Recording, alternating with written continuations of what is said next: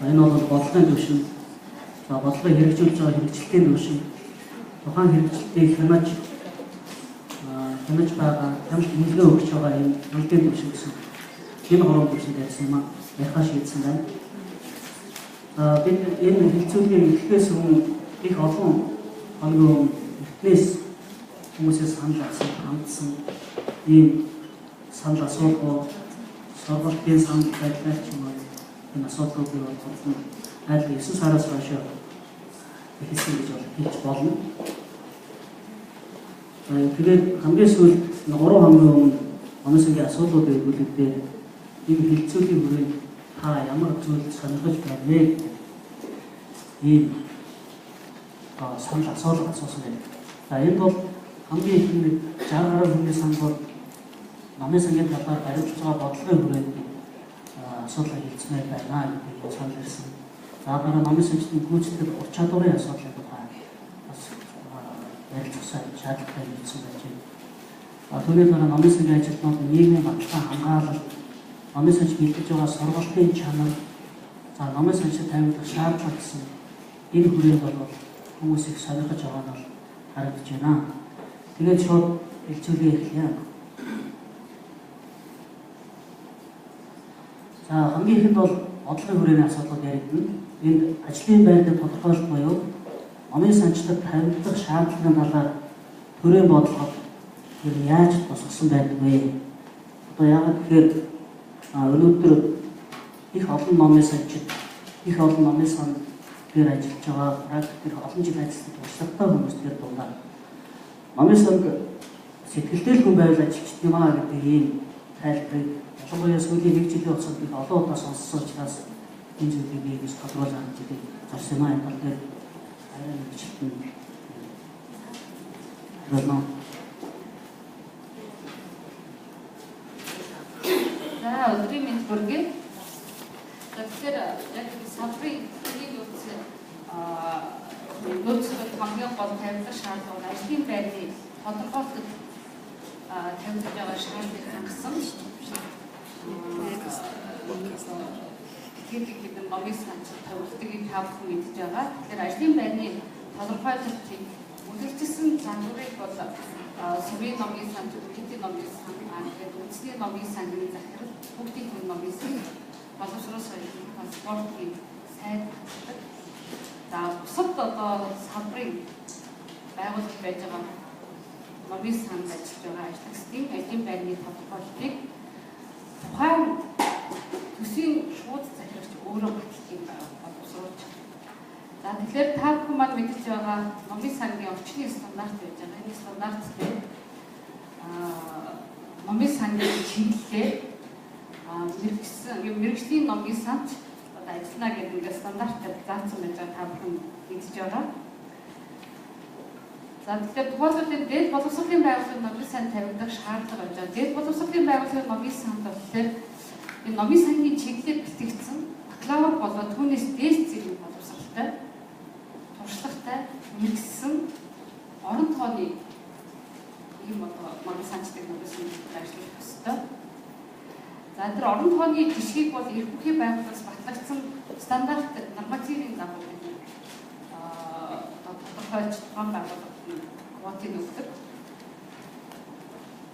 Тэгэхээр энэ орон тооны жишг бол та бүхэн мэдж байгаа манай орчны стандартын F-хавсрал буюу бүх төрлийн намын сангийн орон тооны жишг байдаг.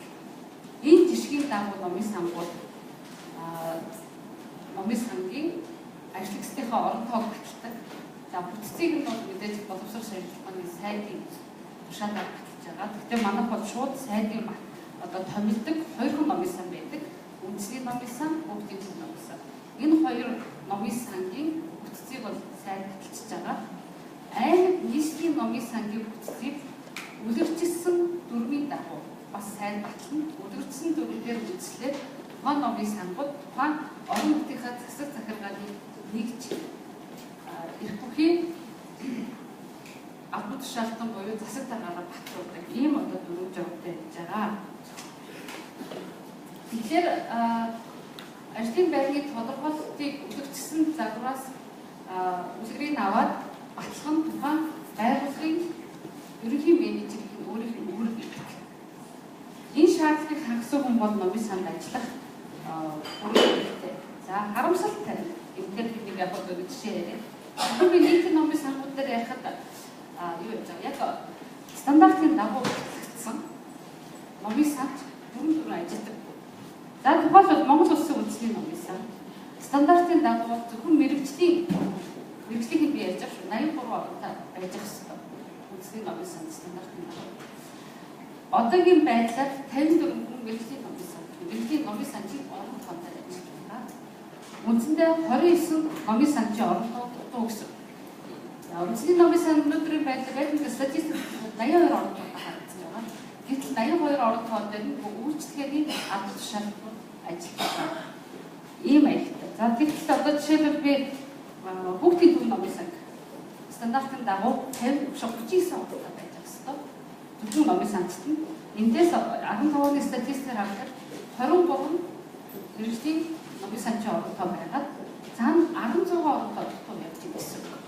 За гэтэл орон тоог нь бас усаас батсан орон тоо харьцуулахад 32 орон тоотой 7 орон тоо дутуу явж байгаа нэг харагдах болов яг стандартын дагуу мэрэгжлийн орон тооны номын санчийн авалтаар ингээд 16 орон тоо дутуу явж байсан. За Улаанбаатар хотын төв номын сан мөн л адилхан гэх мэтчлэнгээ ингээд улсын хэмжээгээр зөвхөн бид нар нийтийн номын сан дээр жишээ авахад нийтдээ 198 орон тоо мэрэгжлийн одоо номын санч дутуу байна гэсэн ийм байна. За тэгээ эндээс бид нар ингээд хараад за үнэхээр номын санч бэлтгэгдсэн боловсруулж байх байгаа нь олддгүй юм уу гэдэг ингээд үслэр зэрэг манай соёл урлагийн сургуулийн соёлын боловсруулалтын сургуулийн төгссөн хүмүүс ажилд санал болгоод очдог боловч ажлын байдлын тодорхойлолтын дагуу одоо шаардлага хангасан хүнийг одоо ажилд авдаггүй. Гэтэл өөр одоо мэрэгжлийн шаардлага хангахгүй хүмүүсийг ажилд авчих ийм тохиолдол байдаг. Хамгийн сүүлчийн жишээ гэхэд гой болтой айлхүү сайн манай номын санчдын блог гэдэг тэндээ бичсэн. За тэрнийхэн дагуу бол би арга хэмжээ авч айлхүү боловсрол соёл урлагийн газар руу албан бичиг явуулсан байж байгаа. За тэдний яг бүтцийн аваад өчтөр зэрэг бас дотор мэрэгжлийн бус номын санчд байж байна. Гэтэл тийм мэрэгчлэрээ төгсөөд очисон хүн бол ажлаар хангагдаж чадахгүй байна. Тэгэхээр энэ ажлын байрны тодорхойлолт гэдгийг номын санчд өөрсдөө маш сайн мэдэх хэрэгтэй. Мэддэггүй улмаас амаа янз бүрийн асуудлаар хайлгаад буцаа явцгаачдаг. Тэгэхээр эрх зүйн орчны хувьд бол маш сайн орчин байж штэ. Бид нар стандартаараа батлуулсан байдаг, хуулиа батлуулсан байдаг. Тэгэхээр энэ ажлын байрны тодорхойлолтын шаардлага хангасан хүнийг аваач гэдэг шаардлагыг та бүхэн өөрсдөө тавиад бүр болохгүй байвал одоо айлгын цаашаа ядаж байсан аймаг нийслэлчин орон нутгийн нийслэлийн мэрэгжлийн хяналт, орон нутгийн мэрэгжлийн хяналт байдаг. Болохгүй бол улсын мэрэгжлийн хяналт газар байдаг. Тэр бүхэн та нар хангалтад бол энэ дээр бас одоо дүгнэлт гаргаж ирнэ. Би өглөө та бүхэн хэлжсэн. Зөвхөн Улаанбаатар хотод үйл ажиллагаа явуулдаг 3 номын сан дээр нийслэлийн мэрэгжлийн хяналт гаргахад ороход дөнгөж 178 хүн дотроос яаж вэ? 37.8% мэрэгжлийн бус хүн ажиллаж байна гэсэн ийм одоо акт гарч байгаа. Тэгэхээр ажлын байрны тодорхойлолт гэдэг чинь яг одоо энэ ажил үүргийг гүйцэтгэхэд ийм мэдлэг чадвартай, туршлагатай хүн энэ ажил үүргийг гүйцэтгэнэ гэсэн ийм тодорхойлчууд дээ. Тэгэхээр энэ тодорхойлтыг боловсруулахад таны өөрсдийн оролцоо маш чухал. Би түрүү таанад хэлсэн.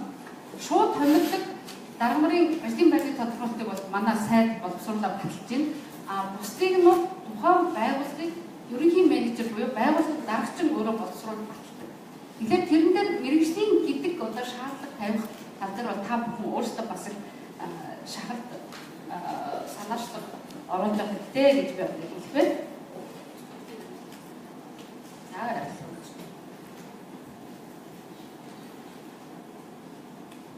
За дараагийн бас бодлогын хүрээний асуудал байна. Миний хувьд номын сан ажиллагчдын аачлаа цалингийн хэмжээ асуудал байна. Энэ бол ялангуяа ерөнхий боловсролын сургуулийн номын санч маш их хүнддэг юм сэдв байна. Үгүй ямар ч уулзалт болсон, ямар ч зүйл юм болсон эдгээр цалин яагаад юм байна вэ гэж асуудаг.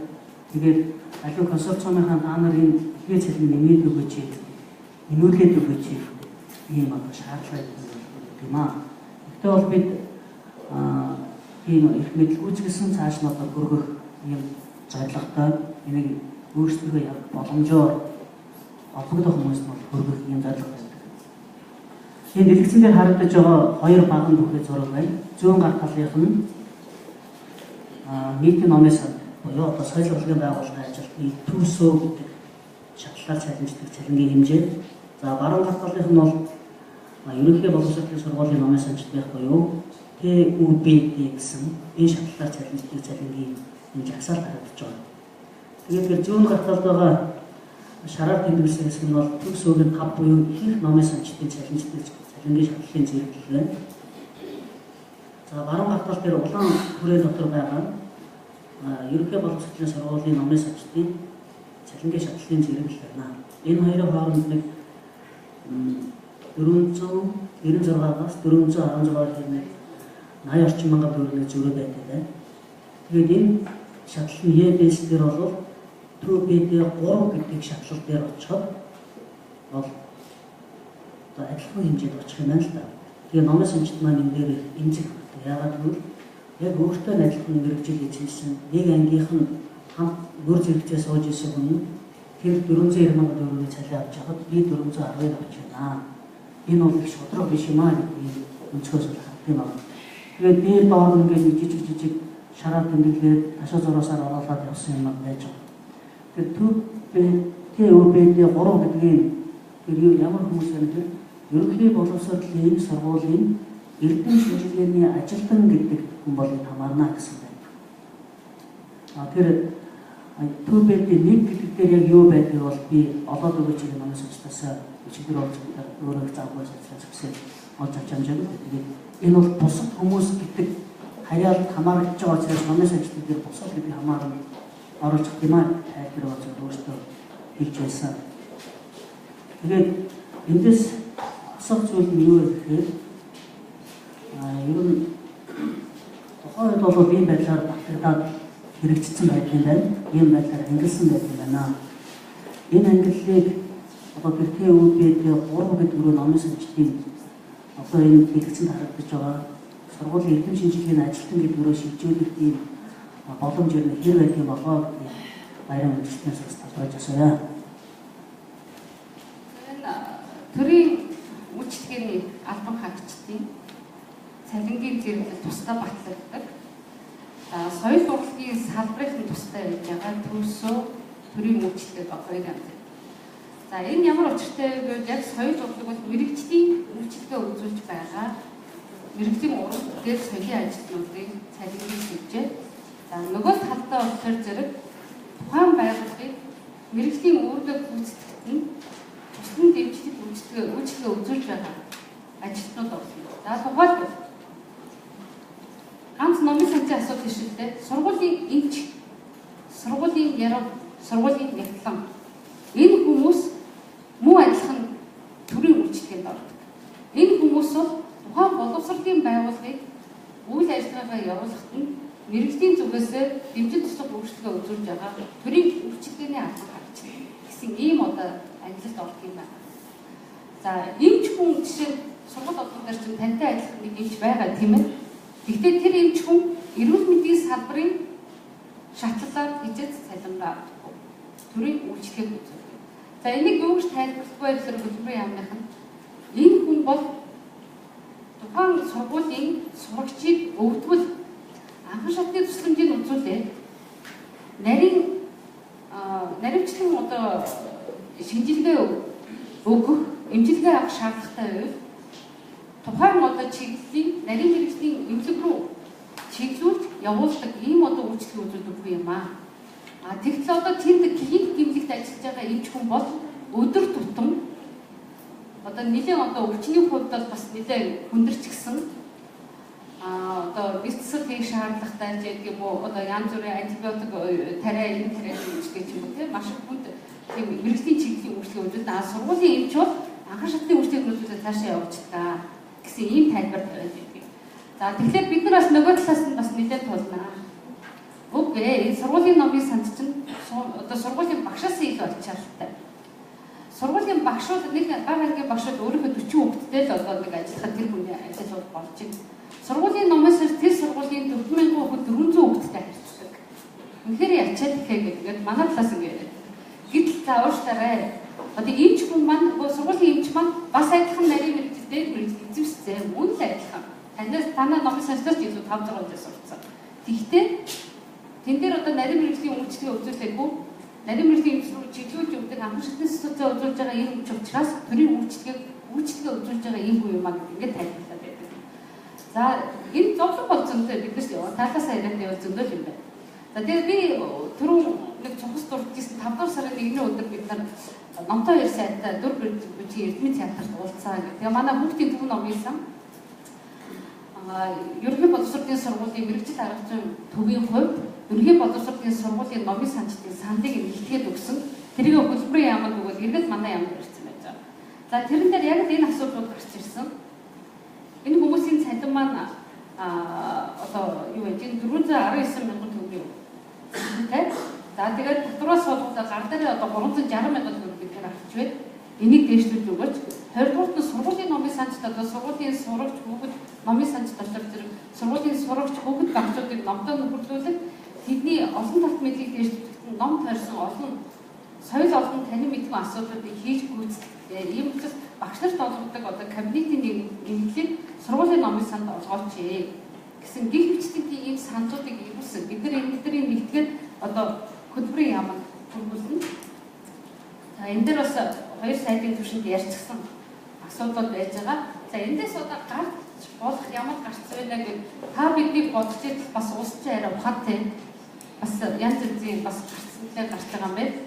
Юу гэхээр зэрэг энэ цалингийн зэрэгэл чинь одоо ер нь бол цаашдаа яг энэ юуных соёл урлагийн эрүүл мэндийг тус тусад нь биш нэмэгдлүүд нь ч гэсэн яг нэг шатлалаар явах ийм чиглэлийг одоо барьж байгаа гэсэн ийм одоо бид нарт бас мэдээлэл ирж байгаа.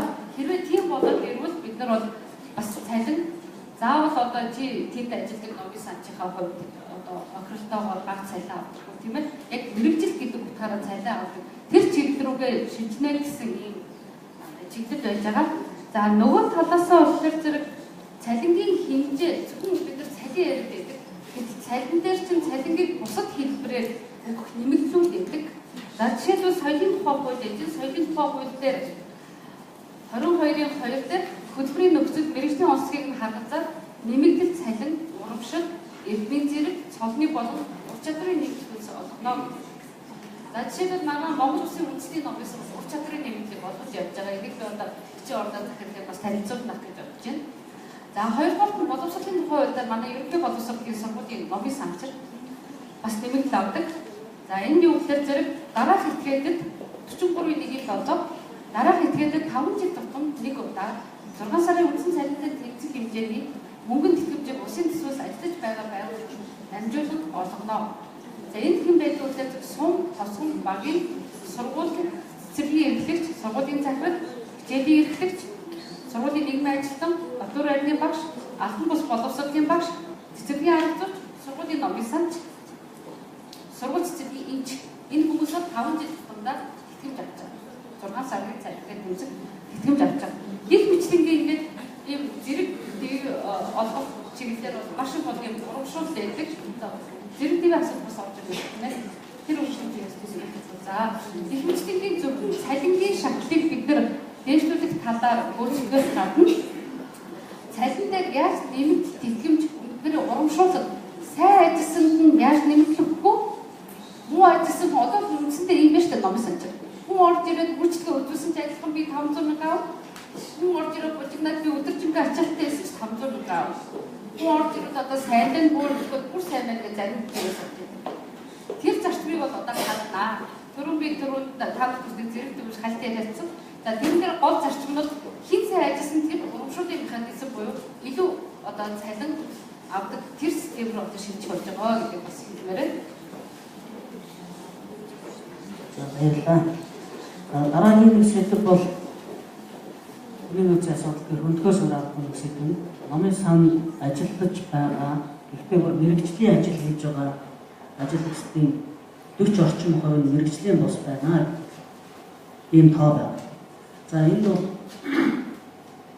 соёлын ажилтны анхдугаар чуулган дээр тухайн үеийн сайд байсан болормоо сайд бол мэргэжлийн ажил номын санд ажиллагчдын 40% мэргэжлийн бусаа гэж хэлж байна. За 2017 онд нийтийн номын санд ажиллагчдын судалгаар 400 гаруй номын санд судалгааг бэлтгэж үзэхэд асал мэргэжлийн ажил хийж байгаа хүмүүсийн 48% мэргэжлийн бус байна гэдэг ийм тоо гарч ирсэн. За энэ хоёр тооноос харахад хэдийгээр хугацааны хувьд 10 жилийн хугацаа өнгөрсөн боловч энэ номын санд мэргэжлийн ажил хийж байгаа ажиллагчдын одоо мэргэжлийн бус хүмүүсийн эзлэх хувийн чинь буурахгүй байна. Энэ бол бас манай салбарын нэг том асуудал байна. Тэгээд энэ тал дээр би соёлын сургуулийн захирал зохиод ирсэндээ нэг зүйлийг би асууя гэж бодлоо. Тэр нь өөр сүүлийн нэг 10 орчим жилийн өсөлтийн судалгаа харахад соёлын сургуулийн жил дунджаар 55 номын санд төгсдөг юм байна. Энэ бол өдөр ичнээ аль аль нэлээд дунджаар 55 номын санд төгсөж байна. Тийм учраас энэ 55 номын санд маань мэргэжлийн хүмүүсийн эрэл хэрэгцээг яг нөгөө талаар хангахгүй байна гэдэг юм бол харагдаж байна. Тэгэхээр энийг төгсөгчдийн тоог нэмэгдүүлэх, номын санчдын мэргэжлийн боловсон хүчнээр хангахад соёлын сургуулийн зүгээс ямар бодлого баримтж ирээдүйд юу хийх гэж байна гэдгийг та нэг оролцогчдод хэлцүүлж байна. За ер нь номын санаа судлалын мэргэжлэр өнгөрсөн жил хацгаа өнөрөөс ялангуяа хичнээн бодлого тэгээд нийлээд 160 их хүнд хамгийн өндөр шахсан шүү дээ. Одоо бол дунджаар суралцж байгаа хүний тоо 90 болж байна. Өнгөрсөн жилийн 16-аас 17 онд 20 өдрийн анги 25 хичнээн байна. Ер нь бол яг нэг 45-аас 50 гэхдээ бас нэг энэ тийм санаа зовж байгаа асуудал байгаа юу гэхээр ер нь эсэгчдийн тоо сүүлийн 3 жил бол ер нь буурч байгаа. Энэ бол бидний санааг зовж байгаа. За тэгэхээр энэ бол яа харахгүй нөгөө нийгмийн тэр хамгаалал нийгмийн хангамжтай л байна.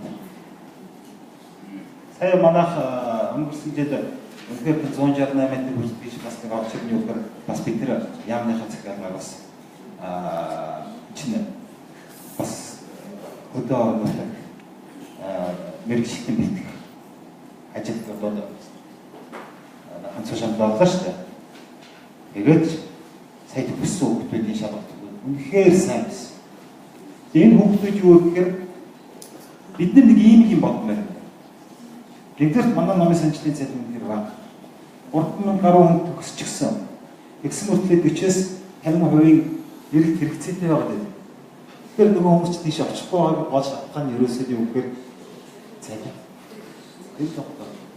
Гэтэл тэнд очсон үлдсэн тэр 50% чинь нөхөд явж байгаа мэрэгжилгүй ч гэсэн сэтгэл их тийм нэг юм яаж болдгоо юм. Асар сэтгэлтэй үнэхээр тэрний төлөө явж байгаа хүмүүс бол сая тэр нэг дараагийн 5 жил 2 жилийн сургуульд явсан хүмүүсийн шалгалт бол хичнээн хасаа хамаагүй тэр шүү дээ. Нөгөө хүмүүс ч чин сэтгэл дээр сурч шүү дээ. Жинхэнэ би бол ороод үнэхээр бодож ирсэн. За эдгээр бол яа харахгүй сэтгэлээрээ сураад гараад ирнэ гэдэг бол ингэж өдөртөн үзүүл пүлсч болдгийм байна гэж би бодож ирсэн. Тэгэхээр бол бид нар бол одоо бодох ёстой. За тэгээд ер нь би бол ингэж бодож байгаа даа. Бид нар юмнаас хэлэх ёстой. Хамгийн апгаалаад хамгийн ихний зүйлүүд хөтөлбөрөөс эхлэх ёстой. Үнэхээр хөтөлбөр. Тэр хөтөлбөр бол зөвхөн номын санчийг бэлтгэдэг биш. Би өнөөдөр өгөндөө хэлчихсэн шүү дээ. Номын санч ирээдүйн номын санч байх ёстой юм. Ирээдүйн номын санч бол жинхэнэ үн цэнтэй хүн байх ёстой байхгүй юу? Жинхэнэ инженер шиг одоо хамгийн тэр өндөр өндөрлөж байгаа, баруун өндөрлөж байгаа тэр дентист шиг юм, нүдний шүдний эмч шиг ч юм уу, эсвэл лойер ч гэдэг юм уу, тэр хуульч шиг ч юм уу, тэгж өндөр өндөрлөх хүн байх ёстой. Тэрийг яг үнэндээ хэн хийх ёстой гэхээр магадгүй нэр тэр ачаа болоод за ямар ч нэс тодорхой хувийн бол сургууль үүрэх ёстой. Бид нар тэрхийн тулд хөтөлбөртэй болоод зорилттой томсгол өөрчлөлт хийх ёстой.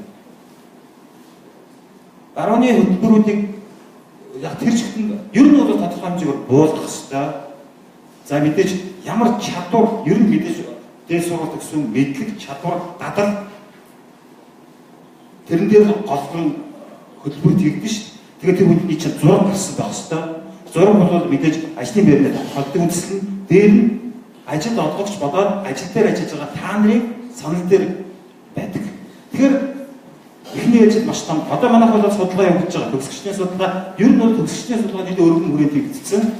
Нэлийн олон хүний сан бүрдчихсэн бол одоо бид нар яг нэг хоёр удаагийн сургуулиуд энэ төгсгчдийнхаа одоо манайх чанарын удирдлага тогтолцоо гэж том юм ер нь хэрэгжүүлдэг. Би сууйсууд бол хөтөлбөрийн шинжилтээр бол их том ажил хийсэн. Сүүлийн 12 оноос 13, 14, 15 онд бол толгой өндөлөхгүй ажилласан. Хөтөлбөрийг бол ер нь нэг удахгүй нэг алхаад олон улсын хэмжээнд хөрхөс тийм байдлыг наад хэмжээнд нь бол оруулсан байна. Яг тэрийг дагаад манай номын сангийн хөтөлбөр тийм болно. Болох ёстой. Тэгэхээр тэр хөтөлбөрүүд ямар хүнийг бэлтгэх ёстой вэ?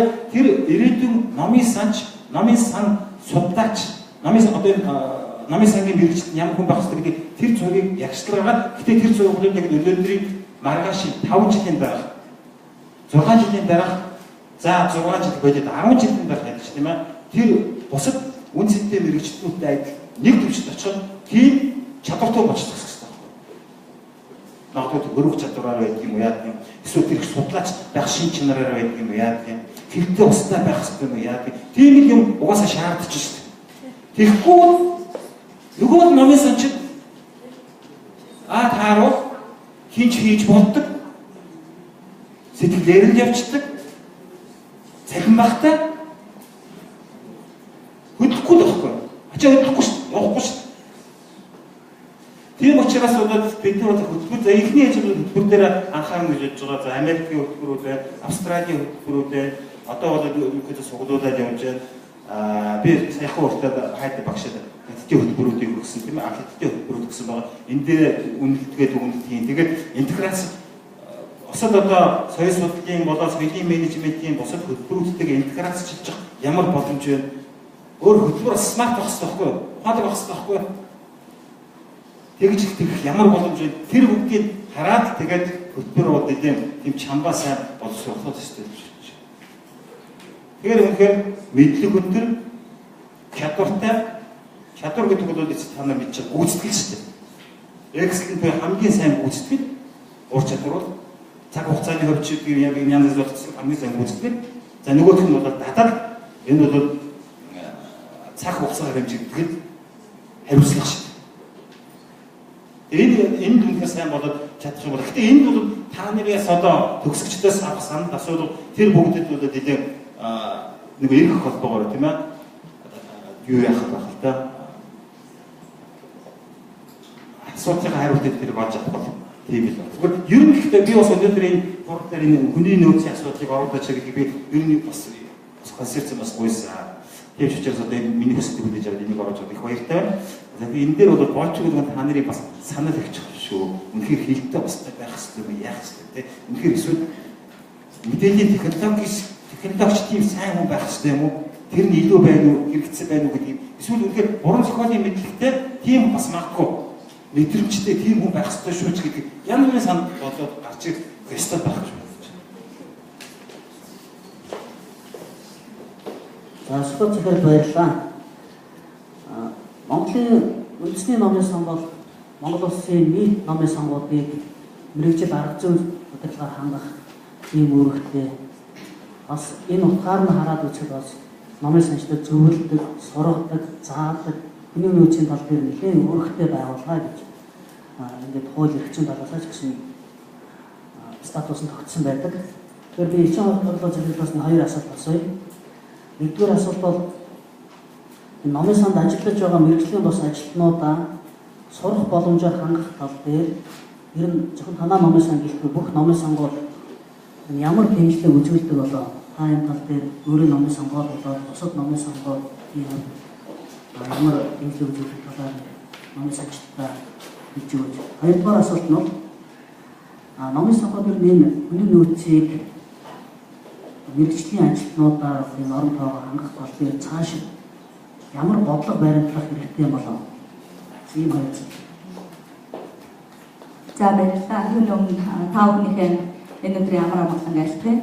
Яг та бүхний амьдрал хэрэгцээтэй чухал асуудлуудаар зөвлөж байгаа энэ уулзалтыг зохион байгуулсан Номын сангийн консорциум, соёл урлагийн их сургууль, одоо соёлын сургуулийн хамт олондоо хүрэлцэн ирсэн ирхэн та бүхэндээ баярлалаа гэж хэлье.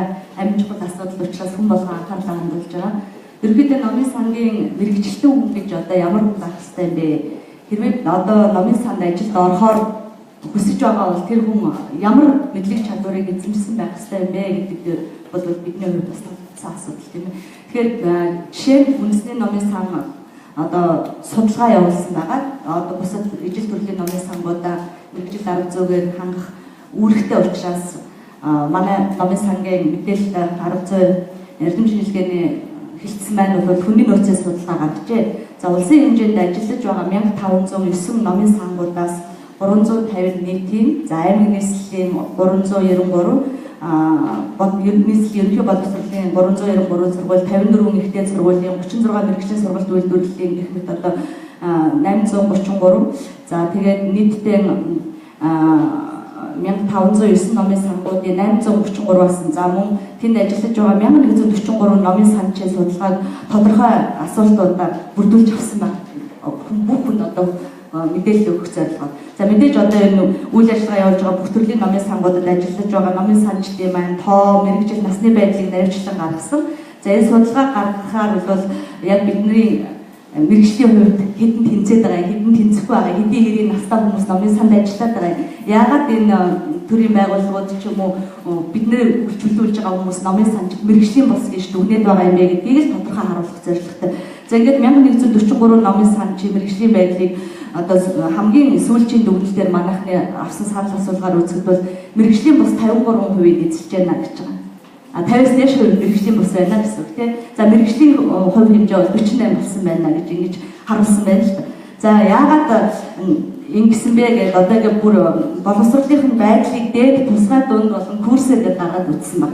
Тэгэхээр энэ нөгөө курсээр болоод тусгай дунд боловсрол эзэмшсэн хүмүүс маань бол нийтдээ дээд боловсрол нь бол одоо яг ажиллаж байгаа боловсролтой хүмүүсийнхээ дунд бол дээд боловсролтой 56%. Тийм ээ дунд бол курсээр боловсрол эзэмшсэн хувь нь үлдсэн хувийг эзэлж байна. За Номын санчдын боловсролын байдал ийм байгаа тохиолдолд Номын санчдын насны байдлыг бас гаргаад үзэхлээр бол залуучууд бол бас гайгүй шүү. 32-41 насны залуучууд 30%-ийг эзэлж байна ажиллаж байгаа Номын санчдын байна. За 29% нь бол 21-ээс 41 насны дөнгөж сургууль төгссөн залуучууд энэ бас сүхэн захирал хамаатай багтай төгсөгчдийн чинь бол 29% нь ямар ч гэсэн ажилтай болдгий байна гэсэн нийт төгсөгчтэй байна. За 42-оос 51 насны хүмүүс бол 27%, 52-оос 60 насны хүмүүс бол нэг 15 орчим хувийг эзэлж байна гэж Ахмад Номын санчдын маань эзлэх хувь хэмжээ бол жилээс жилд ингээд мэргэжилтэй Номын санчдын хувьд багасаад явж байгаа юм байна л да. За бид нар Номын санд ажил олгогчийн зүгээс ямар шаардлага бид нар тавьж Номын сандаа хүмүүсийг урьж ажиллуулах гэдэг юм бэ гэхээр ерөөсөө мэргэжлийн ур чадвар өндөртэй, харилцааны ур чадвар гэдгийг бол соёлж тавьж байгаа шүү. Харилцааны ур чадвар өндөртэй, техник, технологи сайн эзэмшсэн, дөрөвт нь гадаад хэлний мэдлэг сайтай. За хариуцлагатай бүтээлч гэсэн ердөө ийм нэг 6 гол үзүүлэлт байх юм бол Номын санд ажиллахад бол энэ хүн бүрнээ болох мэргэжлийн том боловсон хүчин байна гэж үнэлээд байгаа. Ийм хүмүүс төгсгөж гаргаж байна л да. Мэдээж хөтөлбөрөө шинээр боловсруулаад зах зээлд эрэлттэй хэрэгцээтэй байгаа борлогдох бүтээгдэхүүн гэсэн үг шүү дээ. Мэдлэг чадвартай Номын санчид бол ийм хүмүүсийг бэлтэж гаргаж сургуулиуд гаргаж байна. Гэтэл яг амьдрал дээр хурж ирээд нөгөө ажиллаа хийх гэхээр зэрэг яадаг вэ гэхээр нөгөө цалинтай холбоотой асуудал байна гарч ирдэг. Арай гайгүй чадвартай нүүд нь өндөр цалин амлсан газар руу явдаг. Залуучуудыг ажилд авахд бол яг нөхөр эхний 1-2 сар за ямар ч хамаагүй ажил хийнэ гэд хурж ирж 1-2 сар ажил хийж байгаа нөгөө гадаад хэлний мэдлэгтэй овоо хөлт маань гадаад харилцаан дээр сайхан нухаад байж итэл өөр нэг газар арай өндөр цалин амлан буцаа уучлаарай захирлаа амьдралаа одё доо гэд явдаг. За техник технологи өндөр мэргэжилтэй мэдээллийн технологи сайн эзэмшсэн инженерийг сайхан ажиллуулж идэл бас нэг газраас урилга хэрэгтэй зэрэг яваад орчдөг. Тэгэхээр ердөөсөө энэ ард нь бол хүүхдүүдийг сайхан боловсролтой сайхан болгоод бэлтгэл гаргахаасаа гадна амьдралын нөхцөл байдлаа одоо боломжоор хангахгүй бол бид нар хичнээн номын санчтаа залуужуулъя, чадваржуулъя, чанартай болгоё. Ингэжээ дэлхийн номын сангийн чих хандлагатай хөл нийлье гэж яриад хэдэн удаа ийм зөвлөгөө хийгээд хүмүүсийг өөрч авчирч ярилцаад үр дүнг. Тийм болохоор энэ бол хамгийн гол нь бодлого хатгаж байгаа яам тусгай газар нийгмийн халамжийн яамтай одоо нийгмийн хамгаалалтын яамтай саяхан 2 сайд сууж байгаа хамтын яриа хэлцээ хийж илээ. Энэ л ажил хэрэг болоосаа гэж бид нар бол ханцуу дотор залбирах хэрэгтэй. Аль аль талдаа бүх номын санчид маань байрны лизингийн зээлтэй үргэлж одоо өрнөөс өрний хооронд цалингаас цалингийн хооронд амьдарч байдаг. Гэтэл тэрийг нь мэдсээр ээжээд та нар маш бүтээл сэтгэлгээтэй авах хэрэгтэй. Гадаадын номын сан шиг 2-3 хил эзэмших ёстой. Ингэж ажиллаагүй нөхцөл би маргааш чамайг ажлаас салнаа гэж дуурахад бол харамсалтай. Үнэндээ харамсал. Үнэхээр одоо сэтгэлээрээ яваад сэтгэлээрээ ажил хийж байгаа хүн за 60 нас үлдээ 55 нас үлдээ та ажил тэтгэвртэй гарнуудаа цаахан залуухан номын санж авчирья гэдэг. Нөгөө номын санж маань 1-2 сар ажиллаж байгаа л өөр тийш явахаас аргагүй болоод явдаг. Тэгэхээр нөгөө уламжилт ирсэн номын сангийн бодлого чинь энэ номын санг цааш нь авч явах ёстой нөгөө тулхтай хамт номын санжтынхаа туршлагыг өвдөж авах ёстой. Залуучууд чинь ингээд хоорондын одоо бодлого алдагдаад байдаг. Тийм тал бол ерөнхийдөө харагддаг юм байлээ. Би шинэ ажил аваад төдийлөн одоо туршлага сууж номын сангийн замрахтай том дарга болж амжаагүй юм. Гэхдээ надад ажиглагдаж байгаа хамгийн том зүйл юу юм гэхээр номын санчдын харилцааны асуудал. Энэ бол үнэхээр аюулын түвшинд хүрсэн байна. Одоо ажил олгоод ингээд харж байгаа хүн номын санчтай харахаар зэрэг харилцаа үнэхээр муутай. Ер нь соёлын сургуулиуд номын санч бэлтгэж байгаа сургуулиудын мэдлэг чадвартай залуу болсон хүчин бэлтгэн гэдгийнхээ өмнө бол харилцааны соёлтой гэж зайлшгүй оруулах хэрэгтэй юм шиг. Хүн юм асуунгууд хэлж өгдөг. Өмнөөс нь ерөөсөө юм шийддэг те буцаарладаг. Хариулт хэлэхээс төвөгшөөдөг. Харилцааны асуудал бол номын санчтай хамгийн одоо тулгамдсан асуудал юм шиг надад одоо жишээлбэл харагддаг. Юм асуун энэ ном байгаа болов уу гэж асуухад өөрөө үзээчтэй наа чи цахим байгаа юм шүү. Наад руугаа ороод харж юугаар хийж байгаа гэдэг хэдэн сурагч хүмүүстэй айлшлаа загнаад уурлаад ширэг татаад зүгээр цалин багтай дааж тэгдэг юм уу одоо яа тийм бүр ойлгохгүй яагаад ингэ хариулчих болохгүй байгаа бэ очоод ингэ эндээс авдаг юм аа минь хөө ингэх ёстой байгаа энэ байгаа шүү гэж хэлхийн оронд бол байг тийм уцаартай нийгмийн стрессээс ч болд юм уу тийм байдал явагддаг. Тэгэхээр энэ мэрэгжлийн одоо номын санчдыг бэлтгэж байгаа сургуулиуд бол харилцааны асуудлыг үйлчлэгээний төрийн үйлчлэгээ хийж авч байгаа шүү дээ. Үйлчлэгээний байгууллагын ажилтан ямар байх ёстой вэ гэдэг дээр төлөвшүүлэх тал дээр маш сайн ажиллаж байх ёстой юм шиг байна. Хэдий одоо нөгөө имиж чадахгүй бол 8 хэрэгтэйг хэрэггүй гэдэг шиг үйлчлэгээний салбарт байгаа хүн аль болохоор эвтэйхэн шиг тайлбарлаад ууртай бохирдолтой хүмүүсийн стрессийг нь бас нэмэхгүйгээр ажиллаад эхлэх юм бол номын сан өөрөө бас тайван сайхан өөрөө өсөхгүй сайхан газар тийм ээ. Тэгэхээр энэ харилцааны асуудал дээр сайхан анхаарал сайн гэж бодохын гол нь ер нь цалин хангамжийн асуудлыг бид нар үнэхээр одоо номын санч мэрэгжил эзэмшсээр тэр мэрэгжлийн хүн ерөнхий боловсролын сургуульд ажиллаж байна уу, эрдэм шинжилгээний том номын санд ажиллаж байна уу, хаана хотод байна уу, хөдөө байна уу хамаагүй мэрэгжил гэдэг үнэхээр гайхалтай зүйл дээр цалин авдаг болоосаа гэж залбирахад одоо ажил олгогчдын хувьд ч номын санд ажиллаж байгаа хүмүүсийн хувьд ч тухайн хувьд бол нэг номерын асуудал. Тэгэхээр энэ бодлогыг барьж ажиллаж байгаа яамтан бол бид нар дуу хоолойгоо байнга сонсож явах хэрэгтэй. Түүндээ одоо идэвхтэй байж, идэвхтэй зарчим баримталж, үйлдвэрчний эвлэлийн байгууллагуудтай хамтарч цалин нэмэх тал дээр бол анхааралтай ажиллаж явах хэрэгтэй юм байна гэж боддог. Бидний одоо бас нэг ингээд хүрэх гэж бодож байгаа төвшин бол гадаад хэлний мэдлэг зайлшгүй шаардлагатай. Дамаа үндэсний номын санд бол орж ирж байгаа гадаад хэлний мэдлэгтэй хүүхдүүдийг тогтоож байх бол хэцүү байдаг. За энэ номын санжид маань ч гэсэн тийм ээ ямар олон сайхан номнуудыг одоо ингээд цахимаар ч юм уу югаар ч одоо гадаад номууд хүлээж авлаа гэхэд түүнийг уншигчдаа тайлбарлах, таниулах, сурталчлах гэдэг гадаад хэлний мэдлэг бол үнэхээр зайлшгүй байх асуудал юм шиг. Тэгэхээр энэ гадаад хэлний мэдлэгтэй техник технологийн өндөр мэдлэгтэй байхыг бол бид нар дижитал ирнэ энэ цаг хугацаа өөрөө шаардж байна тийм энэ бүхнийг нь сургалтын хөтөлбөрт нь яаж оруулах юм ямар байдлаар хэдэн үе шаттай байх юм бэ гэдэг дээр яг жинхэнэ гол ажлыг гардаж хийж байгаа номын санчид өөрсдөө дуурах хэрэгтэй. Тэгэхгүй болохоор энд яамн дээр нэг хүн суугаад бодлого боловсруулаад бидний өмнөөс төлөөлөөд цааш нь өргөөд байна. Гэтэл энэ ажлыг бол дээр байгаа хүмүүс биш гардаж хийж байгаа хүмүүс номын санчтай байхгүй. Биднэрт ийм хэрэгшээл тулгараад байна. Тийм болохоор бид нар ийм л болчмоор байх юм гэдгээ байнга хэлж явах хэрэгтэй. Үйлдвэрчний эвлэлийн байгууллагуудаа маш сайн ажиллаж явах хэрэгтэй. Удирдах байгаа хүмүүстэй мэрэгжлийн байх ийм ач холбогдол асуудалтай байна гэдгийг сайн ойлгох хэрэгтэй юм шиг байна. Мэргэжлийн бус байгаа маань юутай холбоотой гэхээр хуучин курсээр төгсчихсэн хүмүүс тийм ээ. Курсээр номын санч болсон, номын санд маш олон жил ажилласан хүмүүс бол мэргэжлийн үнэмлэх дипломгүй байгаа асуудал. Жишээлбэл манай номын санд их ажиглагддаг байсан. 17 хүн мэргэжлийн бус байна гэж үзсэн. Ноднон одоо яамтайгаа хүсэл гаргаж хамтарч ажилласны дагуу мэргэжлийн бус хүмүүсийн энэ хичнээнээр төгссөн. Үнэхээр шалгалч үл нон зүгээр ороод ирж байгаа. Яг бол ажлын хат нь орцсон. Тийм хүмүүс тийм ээ. Тийм болохоор нөгөө чи мэргэжлийн бус байна гэж ажлаас халах шалтгаангүй болж нэг ёсондоо номын санчтай аварч байгаа арга маань тэр болсон. Хуучин одоо ажиллаж байгаа хүмүүс юм. Зүгээр одоо бол ажилд авахдаа зайлшгүй мэргэжлийн байх хэрэгтэй гэдэг тодорхойлолтыг л одоо номын санч гэдэг мэргэжил эзэмшсэн хүнийг авнаа гэсэн тийм л зарчмыг барьж байгаа. Ирээдүйн номын сангийн чиг хандлага ч гэсэн удирдлагууд ч гэсэн тийм л чиг хандлагыг барих баг. Ямар ч тохиолдолд номын санч гэдэг мэргэжлэр төгссөн хүнийг номын санд ажилуулнаа. Энэ хүн нь түрүүний миний ярьсан харилцааны өндөр соёлтой мэдээллийн технологиг сайн эзэмшсэн гадаад хэлний зохих түвшний мэдлэгтэй ур чадвартай бүтээл сэтгэхүйтэй бас дээрээс нь номын санд ажиллах сайхан сэтгэлтэй байх хэрэгтэй. Ном шиг сэтгэлтэй байх хэрэгтэй. Тэгжээч тэр номын орчинд ажиллана. Тэгэхгүй уурладаг, уцаарладаг, хүнд мэдлэг мэдээлэл түгээхийг одоо нэг тийм ялтай ажил юм шиг боддог. Тийм байх юм бол номын сангийн маань хөгжиж урагшаа явахгүй, бид ч номын сангийнхаа ажлыг сайхан болгож чадахгүй. Яг л энэ байранд хоцрогдоод үлдчихнэ. Яг нөгөө нэг цаасан ном нэг хэсэг модноос нарлаа гэж буцаад эргээд модонд орлоо гэж бидний амьдрал нэг юм давлгаатай долгиотой шүү дээ. Өнөөдөр номын санч үйлчлэгээний байгууллагын хүмүүст уншигчдынхаа эрх ашигын төлөө нэг үйлчлэх хэрэгтэй, зохиогчийн эрхийг нэг хамгаалах хэрэгтэй гэдэг хоёр эргийн хооронд хаягдаад байгаатай яг адилхан байхгүй юу? Номын санчдын цалин нэмээд өгөөч гэхэлэр зэрэг та нар үйлчлэгээний салбарын энд авах хэрэгтэй гэдэг хэрнээ та нар сайн ажиллах хэрэгтэй, маш сайн ажиллах хэрэгтэй. Маш сайн ажиллахын тулд яах хэрэгтэй? Цалингийн нэмэх хэрэгтэй. Сайн сурах хэрэгтэй. Тэгэхээр энэ хоёр юм одоо нэг юмсандоо ажил олгогчид, төрийн бодлого зангидагчид болоод уншигчдын эрх хэрэгцээ хүсэж байгаа шаардлага хоёрын хооронд алт бэлэн зай байгаа юм.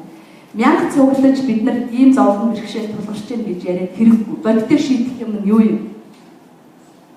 Мөнгө, санхүү. Бид нар номын сангийнхаа орчныг сайхан болгоё, сайхан болгоё, бушуухан дижитал болгоё, цахим болгоё. Юутай холбоотой? Хөрөнгө санхүүтэй холбоотой. Тэгэхгүй бид нар хоцрогдоод байна янга ярих бол асуудал хэцүү шүү дээ. Тийм болохоор аль тал дээр ойлгогдсоч байгаа боломжоор мэргэжлийн хяналтын ерөнхий газраас манай номын сангийн үйл ажиллагаатай хотын мэргэжлийн хяналтын ерөнхий газар танилцаад дүгнэлтээ эрүүлэхдээ бидний маш муу нөхцөлд ажиллаа хийж байна. Байгаа боломжоор та нар ажилласангүй, маш муу ажиллаж байна гэж дүгнэж байгаа одоо бид нарын ажлыг тийм. За та нар одоо ингээд шинэ номын санд ортол энэ байдлаар арилахгүй гэж хэлж байна. Нэг давхрыгаа 2-3 давхар болгоод банзаар шатлаад энэ номнуудыг ингээд тооцтой хуучин орчинд ажил хадгалж байна. Энэ номын санчид чинь мэргэжлээс шалтгаалх өвчтэй болж байна. Тэгэхээс аргагүй нөхцөл бид нар байгаа юм чинь. Тэднийг бид нар яг өөрсдийнхөө боломжийн хэрээр сайн болгохгүй, сайхан болгох гэж мэрэж байна. Хүн хизээ юу гэж муухай орчинд ажиллаад муухай байгаа муу явъя гэж бодховтой хин ч гэсэн зурагшаа харж ажилтдаг үстэй.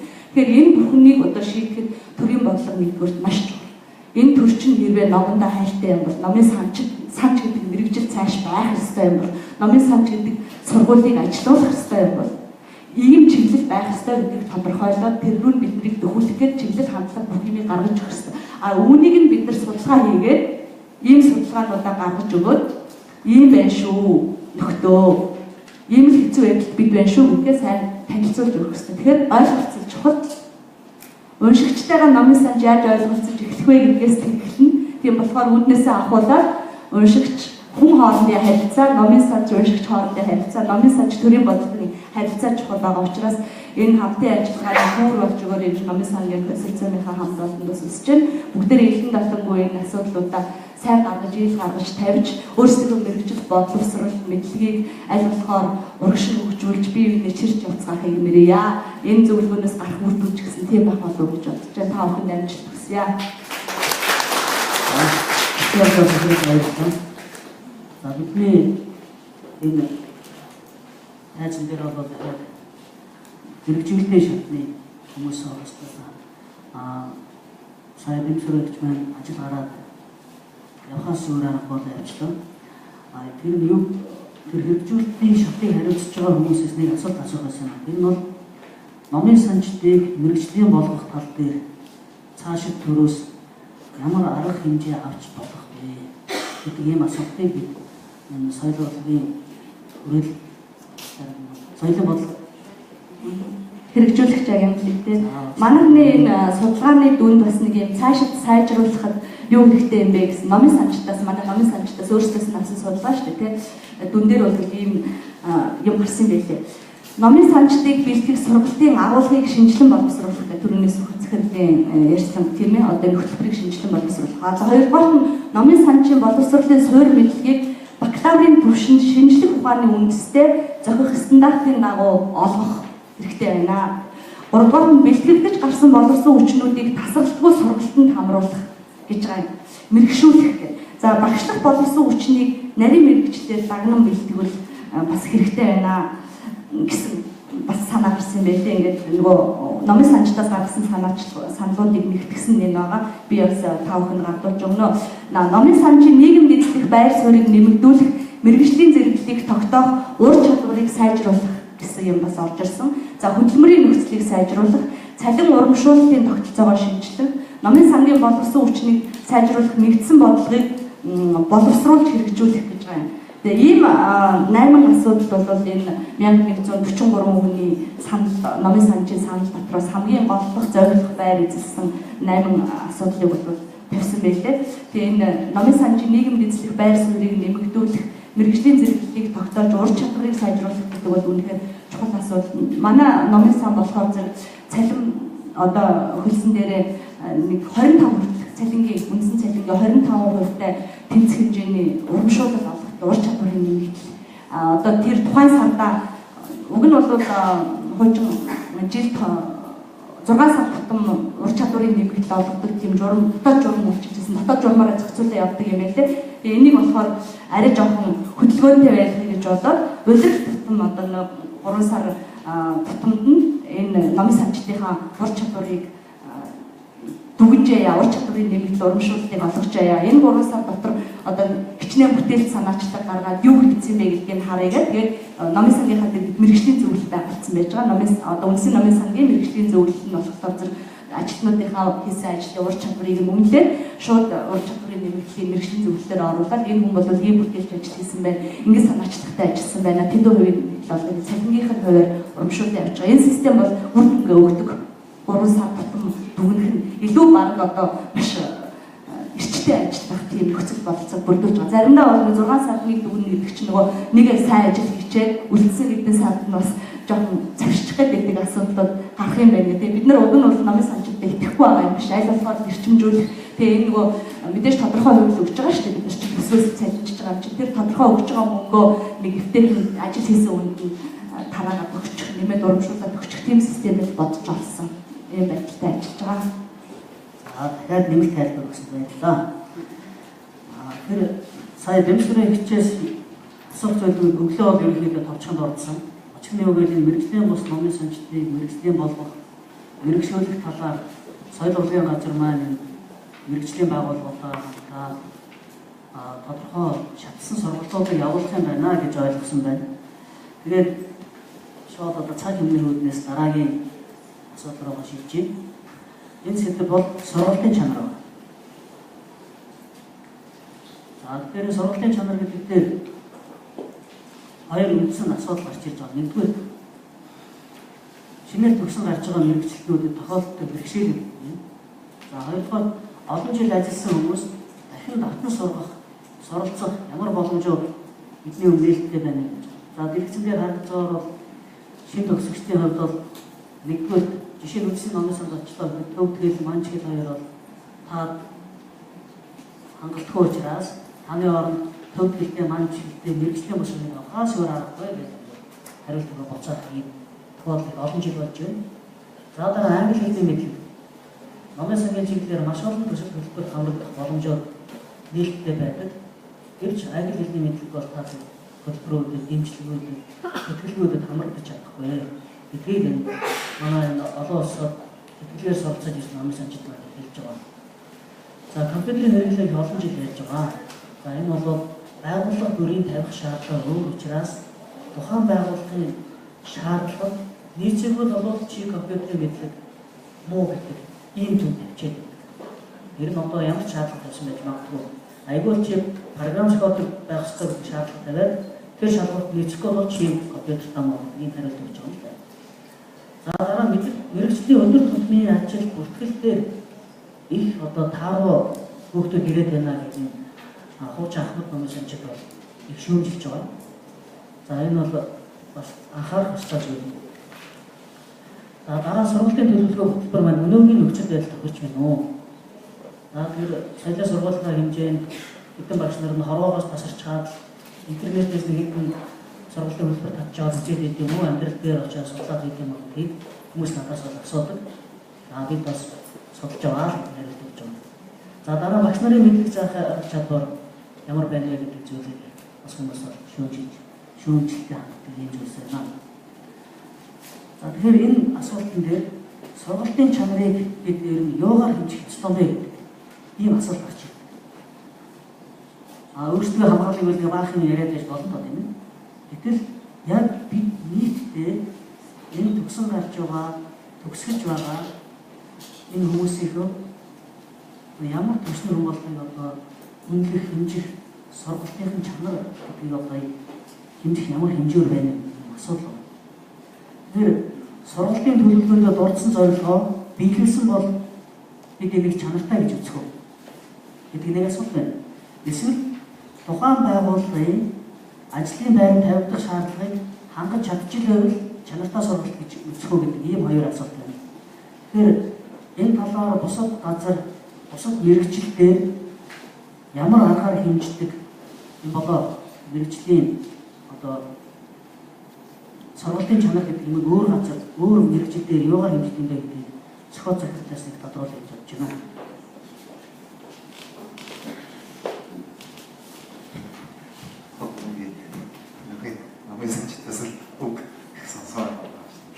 За юу штэ бусад газруудын аппарат тууд яг тэр газрын хэмжээг үзэж тодорхой хийхгүй. Зүгээр ер нь манай сургуулийн мастер төлөвлөгөө гарсан. Мастер төлөвлөгөөний тэргүүлэгч гэж орчсон. Тэргүүлэгч гэдэг маань юу гэхээр тэргүүл хамгийн гол манай алсын хараа эрхэм зорилго гэдэг бол ерөөс сургууль соёлын үйлдвэр, соёлын үйлдвэр, бүтээгдэхүүний үйлдвэрлэлийг сургууль судалгааны үндэсний төв гэдэг ийм мастер төлөвлөгөөнд тусгацсан байна. За энэ дотор бол бид дөрвөн гол зүйл дээрээ багслах буюу багслах энэ нэг юм бол энэ хөтөлбөрийн эцсийн шалгуур юу байх вэ гэхээр олон улс бүлээн зөвшөөрсөн оюутан гэж байна. Ерөөсөө тэр. Тийм л байж ерөөсөө гол шалгуур гэж шүү дээ. 10 жилийн дараа 12 жилийн дараа гол зөвлөд ерөөсөө тэр. Тэгэхээр тэр чинь тэр даатгал чадвар мэдлэг болоод тэр хэмжүүрээр гэж. Яг зүгээр тэр хөтөлбөрөөр хангацсан хүн байх ёстой юу? Эсвэл ажлын байрны тодорхойлолтыг хангацсан хүн байх ёстой гэдэг бол өөрөө бас мапад зүйл. Яг тэгэхээр манайх ч бол яг тэр ажлын гүйцэтгэлийг хаана үнэлдгийг эсвэл яг тэр төгсөгчийн мэдлэгийн эцсийн үр дүнийг тэр ажлын байрны тодорхойлолтыг яг нэг зэг дээр давхцаад тэрийг ажилд авч ийн үү гэдэг чинь бас одоохондоо хөвшөөг байгаа. Яг тодорхой хөвшөж байгаа. Зүгээр тэр зөвөрүүл тэмүүлэх баг. Ер нь явж байж. Зүгээр би бодож байгаа. Би өнөөдөр хэлсэн үгнээр хэлжсэн шүү дээ. Намын санч бол үнэхээр олон юмны зааг дээр ирсэн мэрэгч болохгүй. Асар их юм биднээс шаарддаг. Өнөөдрийн хөтөлбөр манай хөтөлбөр бол бас олон жил хийсэн мэдээж өөрийнхөө мөрийг гүйцэтгээд явж байгаа төлөв. Гэхдээ бид хөтөлбөрөө бол одоо чинь хөтөлбөрийн шинжилгээ би сая манайх зөндөөний хийсэн 4-5 жил зөндөө хийсэн. Дээр нь сая одоо би эргээд энэ жилээс би хөтөлбөрөд бүх нэг мэрэгчдэд дахиад харагдсан. Ерөнхий эрдмийн хэмжээнд бол ийм бай. Ер нь мэрэгчлийн суур мэрэгчтэйгээ болоод 2 хуваач, вакцин ба вакцин бус гэдэг хуваач, вакцины нь бол ингээд авчи, вакцин бусаа ингэчи. За ерөөсөө ерөнхий энэ хоёроос гадна хамгийн чухал тэр мэрэгжлийн хичээлүүд бол ерөөс энэ тэнхимийн бүрэн одоо эрхийн даваа нүгийн та нар сандаа юу гэх юм ингээд юмнууд явж байгаа. А тэг гэх мэтлээ ингээд явж идэх юм ингээд боловсронгуй болоод ирнэ. А бидний ер нь ичээ орлоо ч гэсэн тэрийг анзаарсан байх тэр үнээр бакалаврын тийм ээ яг тэр хэмжээнд байх ёстой гэдэг шүү бид чинь бидний шаардлага зөв байхгүй юу? Бид нар тийм юм дутаад байх шүү байхгүй юу? Энэхээр шинжлэх ухааныхын талаар тийм ээ тэр талын магадгүй дутаад байж магадгүй шүү. Бид нар нөгөө хэдийгээр дадал олохгүй яг мэрэгжлийн байр суурь дээр гарангууд шууд ажил бэлэн тэнцвүүц хүн байх ёстой гэдгээр чинь мэдээд байх. Магадгүй энэ чинь нөгөө амжаа нарыг хийх ч ажил биш магадгүй шүү. Бид нар тэнд хэтрийг бас хааслаад байж болохгүй. Эцээс энэ бол их сургууль төгссөн хүн баггүй юу? Их сургууль төгссөн ямар мэдлэг боловсролтой болсон гэдгийг бас хамгийн зөвлөд байх хэрэгтэй. Тэгээд үзэх юм бол бид нар түрүү тэр хэмжүүрийн энтрийг гэж ярихаас илүүтэй бодох төлөвлөлт хийх юм бол үндэ зөндөө байгаа.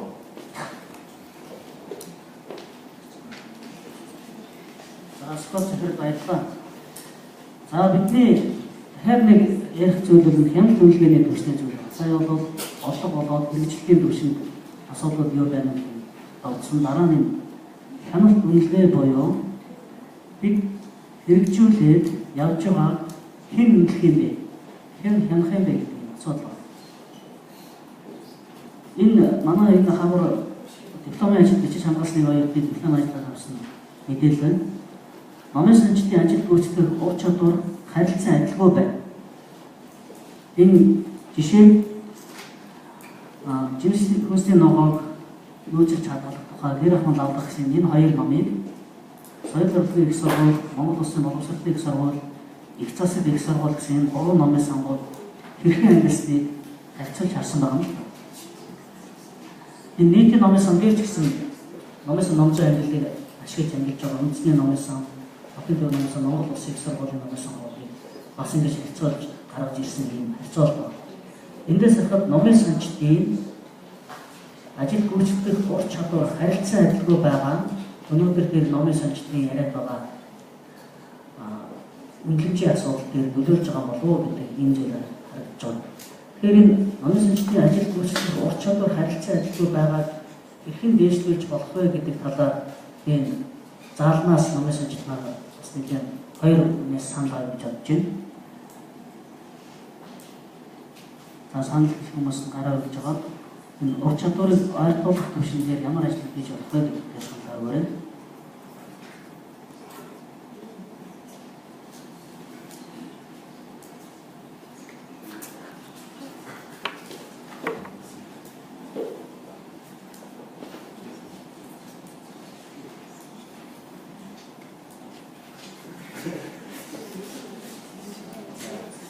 Бас яг энэ ур чадварыг ижил болгох тийм ээ.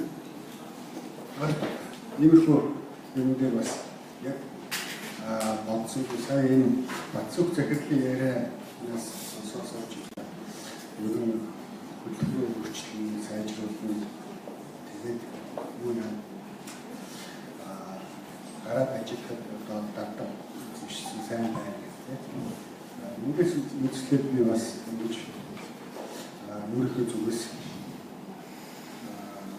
250 гаруй бараг 300 болж байгаа номын саналд ажиллаж байгаа. Deep-Point программа соёлын сургуулийнхаа номын саналгаар сурч байгаа хүмүүс төлөвлөгөө ашиглах боломж надад байна. Энэ чиглэлээр хамтран ажиллах боломжтой. Энийг одоо сургалтыг тусгах юм бол энэ 250 гаруй газар очиход нэлээд давуу тал болно. За тэгээд номын санчдын ур чадвар энэ ангилсан байдал өөр байна гэдгийг слайд дээр харуулсан байна. Тэгэхээр миний зүгээс энэ тал дээр бол яг бодохдоо бас нэг өчөө орлогын захирал зүгээр хийх зүйл байна. Deep-Point програм байгаа. Тэрний үдээс шинэ програм танилцуулсан. Хэрвээ үндэсний төв номоос сонирхоод манай програмыг хэвлүүлэх юм бол яах вэ гэхээр үндэсний төвөөс сангийн өндөр ур чадвар өгөхийг хадгалагч гэдэг номуудыг ангилж байхгүй яг явах тодорхойлж. Тэгээд манай програм бол ганцхан товч дараад шууд бусад газар аваад хийчих боломжтой хийгдсэн байна. Тэгэхээр энэ одоо нэг номыг жишээлбэл энэ Сойс 560 Мобис 660 их засаг 641 гэж ангилах юм. Буруу зөв цаана ур чадварын ялгаатай мэт тодорхойлохгүйгээр үндэсний төв номын сангаасаа ингэж ус даяараа нэгэн тодорхойлолтоор явах боломж байгаа шүү гэдгийг хэлье гэж үзсэн. За намтай санал хэлсэн.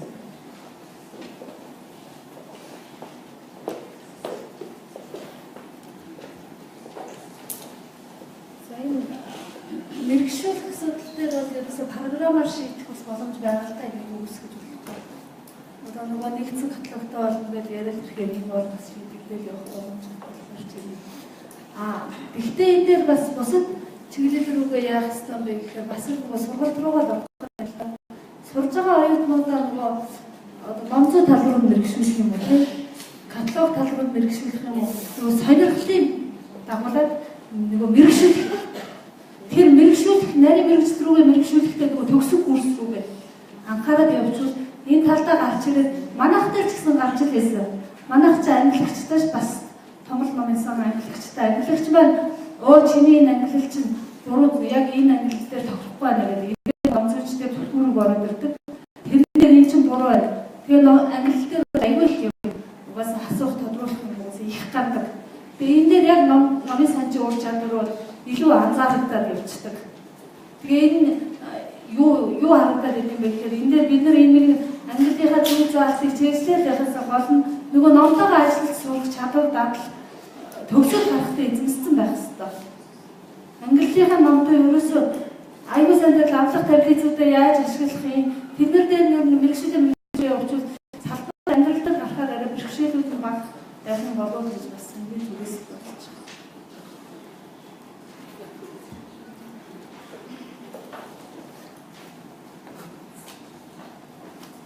Сая даамыг авах юм бас ийм зөвхөн ангиллын гарцыг хийж өглөө. Би одоо яг энэ стадид дээр харагдаж байгаа эндээс өөр бодсон байна. Хоёр ангилж байгаа, хоёр өөр ангилаад байна гэдэг чинь энэ эзэмсэн мэргэжил сурсан сургууль хоёр дээр адилхан хараат хичээл зааж байгаа мөртлөө өөр ангилаад байна. Тэгээ энэ тухайн сурсан оюутны бас сурлын төвчнөөс бас ялгаатай байж магадгүй боловч энэ одоо ангиллын номыг ангиллын ном заахад сайн зэвссэн мөртлөө яг энэ ном хэвлэлээ зөв тодорхойлох гэдэг нэг асуудал айгүй хаягдсан байдаг. Дадлагаараа өгсөн оюутнуудыг харагддаг л та. Энэ яг юуны ном бэ гэдэг ингээд ямар шинжлэх ухааны ном бэ гэдгийг дээр ажиллахад энэ номоо яг зөв тодорхойлж чадаагүй биш болж энэ ангиллын зөв гарч ирээд одоо бодсон. Тэгэхээр энэ дээр болохоор цэжээс авах зүйлтэй үйл бас юм. Тодорхойлох гэдэг бас хичээнийг хэрэг зөв тийм бол гэж би бодож байна. Асуумаар байна л да танаас тийм. Ер нь номоо зөв тодорхойлсон цагт ангилд тэгээд угаасаа тодорхойлчихдаг. Энэ номыг бас зөвхөн тодорхойлсон юм гэсэн дээрээс юм байна. Зөвхөн тарчдаг.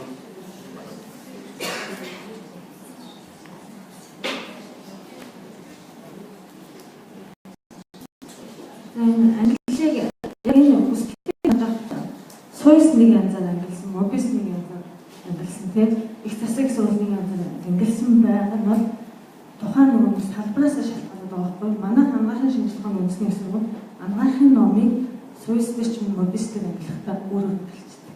Тэгэхээр нөгөө оюутнууд болохоор баг цагаар сурж байгаа учраас ерөнхийд нь ангиллаа мэдчихээд мэргэжлийн шинжилгээ ухааны салбарт ажиллаж иж дадлага эзэмшдэг.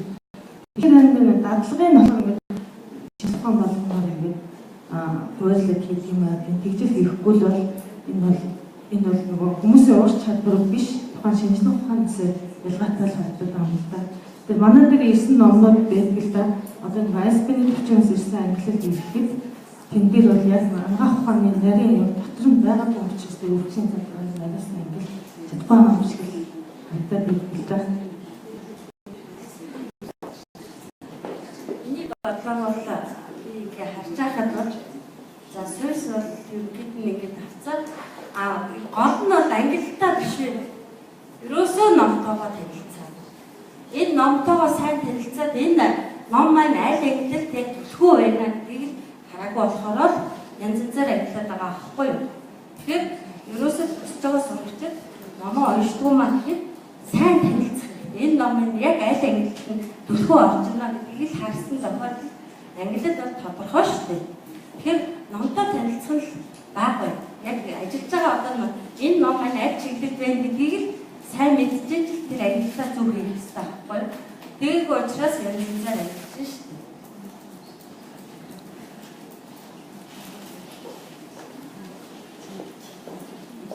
Миний бодлоор бас нэг ийм байна л да. Яагаад гэхээр номыг хэвлэж байгаа номын зохиогчдод бас их тодорхой үеийг номын зохиолчоос илүү бас хамааралтай санагдаад байна. Яагаад гэхээр одоо ингээд ном шинэ ном ирлээ, шинэ ном ангилах гэхээр зохиогчийн тэмдэг ингээд ангилсан байгаа байхгүй. Гэтэл тэр ангиллыг бид англиар зарим хүмүүс нь шууд карт дээр юм уу програмаар оруулдаг. Номоо нэгээд үзэхээр тэр ангиллаар заримдаа нарийнжилсан эсвэл бичсэн байдаг. Тэгэхээр ер нь ингээд ном хэвлэгдэж гарч байгаа тохиолдол яг хэвлэх үйлдвэртэй юм яг энэ номзын ангиллыг тодорхой яг ингээд юу яадаг хүн хийж байгаа хүмүүсээр нэлээд сайн анхаарах хэрэгтэй байна. Зарим номын санчлалд хийж байгаа болохоор ангилсан байгаа ангиллын дагуу шууд каталогт оруулцдаг. Зарим зохиолчид зөвлөж нэг номын гадны цаадын зохиогч нь өөр байхад бид нар доторхын нэрүүдийг үзэхэд редакторын нэрээр явсан тэгээ нүүр хуустай доторх хуус зохиогчийн оршил өргөнөлөө бүгдийг уншаад үзсэн. Ингээд нэг зохиогчтой биш хоёр зохиогчтой хоёр зохиогчийн хоёр нэгийн нэгийн дотор тавьсан бичсэн тохиолдол гарч байгаа зүйлийг хэлэхдээ ийм талаас байсан байлээ.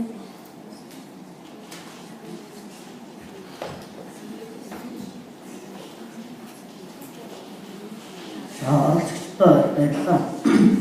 За би дахиад хэлцүүлгийн эхлэхэд номын сангийн ажлыг хинч хийж болно гэсэн ойлголт их байна гэдэг ингэж хэлж ирсэн.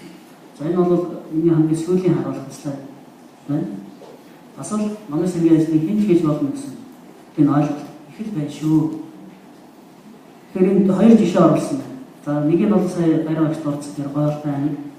За нөгөөх нь бас л яг энэ 2017 онд яг тэр Facebook бүлэгдээ байсан энэ сэтгэл байна. Би олон газар ажлын байрны тодорхойлолт ажлын байраар хөсөлт өгсөн боловч өөр хүн авсан тэр нь бол мэргэжлийн гэдэг утгаасаа илүүтэйгээр зүгээр энэ хинч хийж болдог учраас миний таньдаг хүн орох ёстой гэдэг байр суурьнаас хүн авсан дасаар гэдэг гомдолтой нэг номын санчийн одоо бичлэгийг энэ харууллаа л да. Тэгэхээр сая бичэн болоод дараах хэлсэн.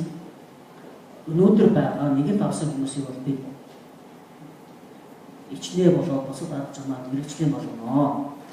Цааш дандаа мэрэгжлийн хүн авна гэдэг бол бид бүгдээрээ сонссон. Тэгэхээр босод арганаар босод захирлууч гэсэн бас ийм бодолтой байгаа гэж итгэж байна. Тэгээд энэ номын сангийн ажлыг хэн ч хийж болно гэдэг маань эргээд номын сан гэдэг юм аа өөрөө үнэлэмжгүй.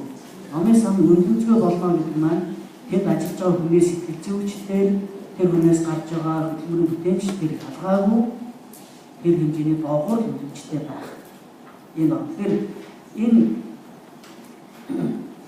ажлыг одоо номын сангийн ажлыг хэн ч хийж болно гэсэн энэ ойлголтыг одоо болиулахын тулд бодлогын төвшөлт юу хийж болох вэ гэдгийг аяараа мэдчих тодорхойлж хийж байна. Тэгэхээр номын сангийн ажлыг хэн ч хийж болно гэсэн ойлголт өгөхийг бас манай ялангуяа өнөөгийн нөхцөлд илэрхийлчихсэн юм байлээ. Ийм юм бол надад ч их тохиолдож байна. Одоо баг надад хавд ажиллаж байгаа мөрчтөнд хүрч ирээ. Манай нэг тэр хөөрхийн зайлшгүй. Тэгээд сургуулийн тэгээд би бод их томоотой юм дуурдаг юм. Яг номын сан та. Та нар болоор надад асуудал юм байна. Наад зах нь хандах сайдаар ангиллыг харлаа. Ангиллыг өнөөдөр ямар ч эрдэмтэн төгсгөлийн шинжлэх ухааны салбарын ангиллыг өмнө төгс мэднэ гэж байхгүй. Тэгэхээр номын санчхан өөрөө ч номтойгоо сайн тавьдаг зөв ангиллыг яаж авах вэ гэдгийг олон гэдэг маань тэрээс ямар нэг одоо ангиллыг чадвар шаардлагатай байна. За тэгэхээр зөвхөн бид нар монгол хэл дээр ном биш бид нар бусад хэл дээр маш их ном хүлээж авдаг. Тэр тэндээ бид нар бусад мэргэжлийн англи хэл маш их юу хэрэгтэй болдог.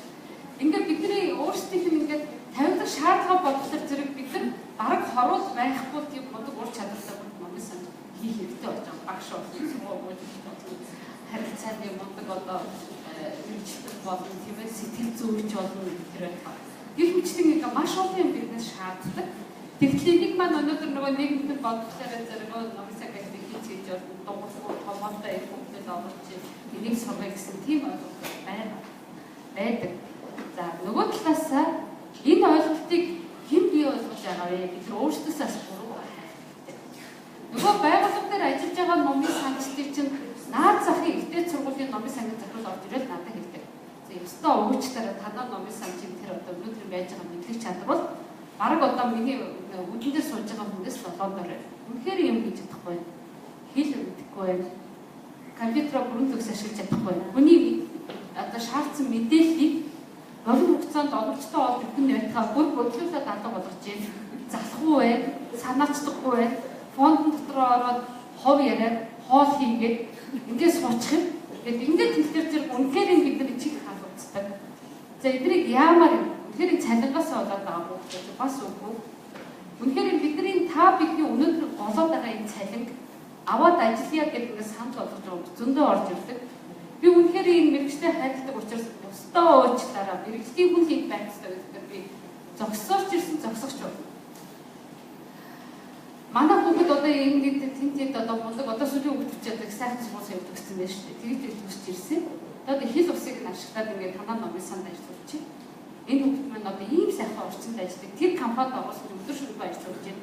Энэ компанид оруулсан чи энэ хүүхдэд чи өөрөөсөө сурах нь ойлгоо ингээд бараг жолооч мөчд янз бүрийн ажил ингээд заараад байна. Номын санд чинь ямар сайхан гоёнтай, энергитэй мэдлэг болгоны дээдлэлд сууж идэг ийм сайхан мэрэгчлээ гэх юм бэ. Хүүхдээ оруулах идэхгүй гэдэг одоо тийм хүмүүс надад зөндөө орж ирдэг. Би тэгээ бас л уучлаарай. Энэ бол мэрэгчтэй, манай хүмүүстэй хүмүүсээ барьжуулнаа. Тэр ойлголт би нэг удаа проектэнд явж байхдаа сонсч ирсэн нэг хоёр хүн хооронд ярьж. Энэ хүүхдээс шат их мэрэгчээр сонгочлаа. Бодвол тэр үед нэг эрүүл мэндийн шинжилгээ ухааны их сургууль нэг номын санж авч ирсэн юм шиг. Шат ингээд дэмийн мэрэгчээр сонгочлаа. Номын санжийн мэрэгчтэй бол эрүүл мэндийн шинжилгээ ухааны их сургууль хүүхд авах байсан дээ. Одоо энэ хүүхд маань ингээ хаан зөвлөөр мэрэгчлэхгүй юу ажилтгүй болчихлоо гэх хоорондоо өгдөг яриад. Тэгэхээр тэр чинь хүмүүсийг тийм ойлголт өгч байгаа хүмүүс бид нар өөрсдөөсөө бас буруугаа хайх хэрэгтэй шүү. Өөрсдөө хөгжүүлэх хэрэгтэй байна. Цаг тутам бай тасралтгүй хөгжих хэрэгтэй байна. Зөвхөн сургуулаа төгсөөл хаанаач та нарын мэдлэг бүрхүүр төгсөж байгаа. Өдөө их сургууль төгсөж байгаа нэртэй болов яг бидний тавигдж байгаа шаардлага нь одоо бараг хошгин жилиг биесэн энэ хорвоо даахгүй ур чадвартай үнэхээр наад зам гэдэг бид нар бүх шинжлэх ухааны нэр том яг мэдэх шаардлагатай болоод ирж байгаа байхгүй юу. Тэгээд дээрэс нь бид хэл шаардж яаж зүрийн харилцааны ур чадвар бид нар бараг энэ бүх мэргэжлийг эзэмшихтэй юм хүмүүс яаж байгаа. Тэгэхээр номын санчийн нэр хүндийг өсгөх хүн бол та өөрөө. Тэрнээс ш таны нэр хүндийг өсгөж юм гээд ямаас ч юм уу эцний номын санаач юм очоод одоо нэг лозон бариад номын санч энэ хүнд эзэж тийм байхгүй. Тэрийг хэн өөрөө та бий болох нь та өөрөө. Өнөөдөр цалингийн шатлаа ярьж байна. Цалингийн өнөөдрийн шатлал чинь доод жишгийн тогтоосон болохоос энэ дэшээ байж болдог. За одоо жишээлбэл та нар одоо ихтэй цуглуудаа цалингийн шатлыг бариад одоо цалингаа тавьсан газар бол одоо ховордоо за одоо удирдлагын актив гэдэг доотлон 700-аас эхэлж байгаа тийм ээ. За шатлаар бол манай 599-аас мобис 700-аас эхэлдэг тийм ээ. Гих мэтлэнгийн ингээд ихтэй цуглууд өөрсдөө тухайн байгууллагын төсвийн ерөнхий захирчин номын санхийнхаа одоо доод түвшингээс дээшээгээ хичнээн төвний цалин тавьсан. Хамгийн гол тэн дээрээ тавих шаардлага нөгөө хүмүүсийг сайн тавих хэрэгтэй болдог. Тэгээ бусад салбарын ялангуяа их сургууль аттестатчдын дүнд магадлал идэвхтэй бол номын сан бол харьцангуй сайхан зэгдэрсэн. Одоо юу биднэрт их дутагтай байна вэ гэхээр зэрэгс хаягдж байгаа салбар бол ерөнхий боловсролын сургуулийн номын сан үнэхээр сэтгэл өгдөж байдаг. Ярьсны хүчинд бол бид нар харин одоо багшийн хөгжлийн ордонтой хамтраад багш нарыг мэрэгжилд дэвшүүлэх эхний жилдээ ажиллаж байгаа багш 5 дахь жилдээ 10 дахь жилдээ ажиллаж байгаа багш нарыг мэрэгжилд дэвшүүлэх сургалт явуулдаг тийм ээ. Яг тэрнтэй адилхан номын санчтыг оруулаад өгсөн байж байгаа. Жил болгоо энэ сургалт явуулж байгаа. Тэгээ би энэ жил гайхсан. Нөгөө хичээл дээр би бол ганцхан би цаг орлоо. Тэгээ яваад очсон чинь мэрэгжлийн хүн сууж олон жил ажилласан сум чи яасан юм гэсэн чинь. Оо манайхаас суух баг үгүй би сууж. Үнэхээр энэ тийм байх уу гэхээр зэрэг цаана бас байхгүй нөгөө хүмүүс мэрэгжлийн бус байна, болоод байна, тэгээд байна гэдэг нэг асуудал гарч ирээд байдаг. Тэгэхээр энэ болохоор зэрэг бас байгууллага дээр асуудал ойлгох хэрэгтэй юм шиг байна. Нэг сургалтанд яг гэхээр зэрэг юу наривчгийн урт явуулсан тохиолдол байсан. Наривчгийн сургалтанд хотод очиод би сайхан 5 хоног сайхан суугаад ингээд сумаас сургуулийн цагт наривчгийн явуулчих. Хандаа сургууль чинь номын санчхан мөлөс байгаа гэж. Тэгээ яг гэдэг өө тэр дуурдгүй. Юу гэсэн үг вэ? Тэр байдлыг хэн явуулж байгаа? Тэр дуурдгүй нүрөө. Хэний буруу бай тэр? Номын санчийн сургалтын суудаг дуурдаг ч үгүй чи тэр хүн ихсэн. Гэтэ тэр дуурдгүй учраас номын санчгааны хүндэг болгож штэ. Тэгэхээр би бас энэ дээр бас соёлын сургууль бас нэг хэсэг батархны авшаад орж ирсэн. Итгэх урлаг гэж чинь байна гэсэн. Тэр хичээл үнэхээр байхгүй болсон. Тэгэхээр одоо ингээд манай номын санчтай хинтүү даруу томоотой. Хитрхийн томоотой. Дуугаар болж ингээд яваад байдаг. За тэр нь нэг талын сайнтай нөгөөтний асар болтой. Наазах ингээд захирлын нарийн бичиг номын санчаа сургалтанд ирж сууж байгаа. Мэргэжлийн номын санчаад юу ч даахгүй дуугаа удаж ярьдаг гэж одоо би бол тэр хүний буруу гэж үзсэн. Гэх бичтэнгийн би бол номын санчааг хийж хийж болно гэсэн ойлголтыг бас бид нар номын санчид өөрсдөө битгий мэдүүлээч. Энэ дээр бол нэлээд удаа санаачлагтай өөрсдөө бас идэвхтэй ажиллаж яа гэж хүсвэ. За баярлалаа. Үндэсний номын сан бол арга зүйн төв номын санчдын манлал номын санчдын жинхэнэ манлай газар гэж бол бид бүгдээрээ мэдж байгаа. Тэгэхээр энэ ойлголтыг халахын тулд яг үндэсний номын сангаас ойрын хугацаанд хийгээд үзсэн ямар ажил байгаа хичээлээ гаргах гэж хэлж байна. За үндэсний номын сан яг нь ер нь бол Монголын үндэсний номын сан гэдэг утгаараа манлайлагчийг үүрэгтэй байна. Бусаддаа мэдээлэл харамгүй түгээр сургалт боловсролын урагшаа өгчөхт нь бүлхүүр болж явна, туг байна гэсэн ийм үүргээ ухамсарлт. Гэхдээ номын сан болгонд байгаа асуудал үндэсний номын сан байж байгаа. Бид нар номын санчдад одоо тулгардаг, хувь номын санчд тулгардаг бүх зовлон жаргал бүх юмыг яг л хамтдаа туулаад эдлээд ингээд явж байгаа. Олон улсад яг бид нар номын санчдынхаа энэ номын сангийн ажлыг хэн хийж болно гэсэн энэ ойлголт түрүү яриад штэ. Хамгийн их тэмцэг хүлээж авч байгаа манай номын сангийн конструкцийн нэг байгаа юм байна. Манай номын санчдын нэр хүндийг бол хэн хийж болно гэдэг энэ мэрэгжлийн ур чадварыг унгаад байна энэ үнэлж тийм ээ. Үндэ бол хэн хийж болдоггүй ажиллаа гэдэг нь бид нар өөрсдөө гаргаж харуулах хэрэгтэй шүү дээ. Тэгэхээр яг энэ төлөө бол яг сургалт судалгаа бол манайхан энэ мэрэгжил арга зүй одоо мэдлэг мэрэгчлгүйгээр одоо явахгүй учраас бид нар яг энэ мэрэгжилтэн бэлтгэсэн байдал за тэгээд сүүлд нь одоо үндэсний номын сангийн эрдэм шинжилгээ арга зүйн үйл ажиллагаа ямар чиглэлээр явж байгааг бас та бүхэндээ хэлчихье гэж бодож байна. Манай энэ арга зүйн үйл ажиллагаа бол одоо яг ямар байдалтай байгаа юм бэ гэвэл дүрм журам аргачлал боловсруулах байдал бол нэг иймэрхүү хэмжээтэй явж байгаа. Дотоод журам дүрм журмаас авахуулаад аргачлал боловсруулаад явдаг хувь коэффициент маань бол нэг иймэрхүү. Зүгээр арга зүйн зөвлөгөө бол чадлын хэрэгээр өгч байна. Нэлээд өндөр гараад ирсэн байгаа үстэй тийм үзүүлэлтүүд нь.